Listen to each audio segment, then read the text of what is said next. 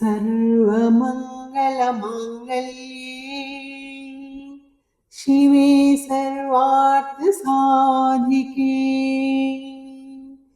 शरण्ये त्र्यम्बके गौरी नारायणी नमोस्तुते।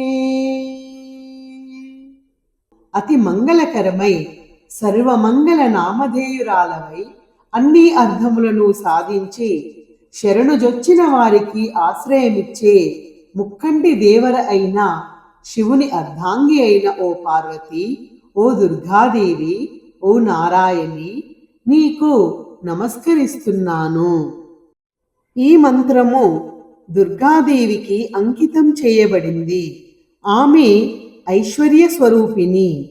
ఈ పవిత్ర దుర్గా మంత్రాన్ని జపించడం వలన శుభం, రక్షణ మరియు మనకు అదృష్టాన్ని ప్రసాదిస్తుంది.